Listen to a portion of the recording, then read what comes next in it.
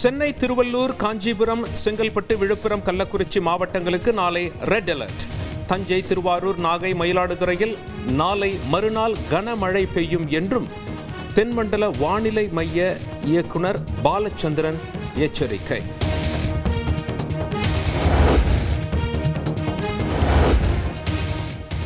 December 1ஆம் தேதி நீலகிரி, கோவை, திருப்பூர், திண்டுக்கல், ஈரோட்டில் மிக கனமழைக்கு வாய்ப்பு. மேகங்கள் ஒன்று சேராததால் மழை குறைந்தது என்றும் தென்மண்டல வானிலை மைய இயக்குனர் பாலச்சந்திரன் விளக்கம்.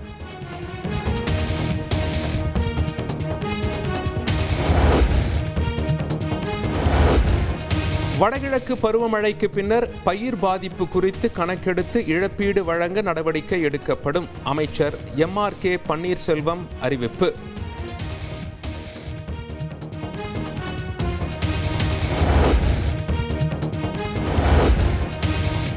நடுக்கடலில் சிக்கி தவித்த கடலூர் மாவட்ட மீனவர்கள் 6 பேரை பத்திரமாக மீட்டது கடலோர காவல் படைக்கு சொந்தமான ஹெலிகாப்டர்.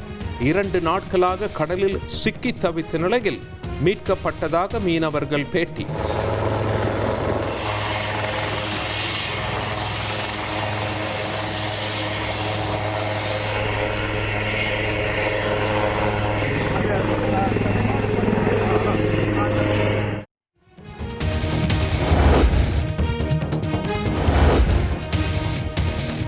தமிழக வெற்றி கழக மாநாட்டின் போது விபத்தில் உயிரிழந்தோரின் குடும்பத்தினருக்கு நிதியுதவி கட்சித் தலைவர் விஜய் வழங்கினார்.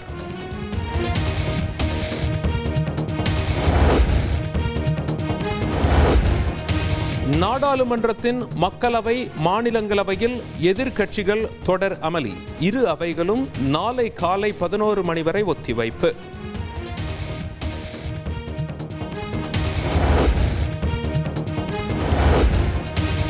ஜார்க்கண்ட் முதலமைச்சராக பதவியேற்றார் ஹேமந்த் சோரன். பதவியேற்பு விழாவில் ராகுல் காந்தி, உதயநிதி ஸ்டாலின் உள்ளிட்டோர் பங்கேற்பு.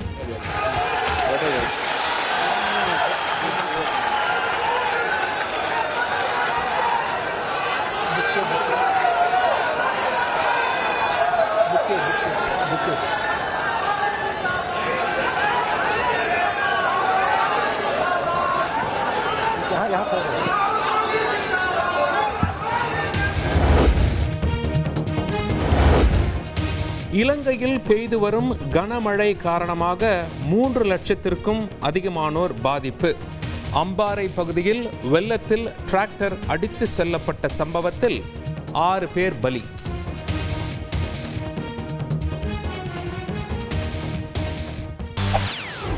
செய்திகளை உடனுக்குடன் தெரிந்து கொள்ள உடனே சப்ஸ்கிரைப் பண்ணுங்க.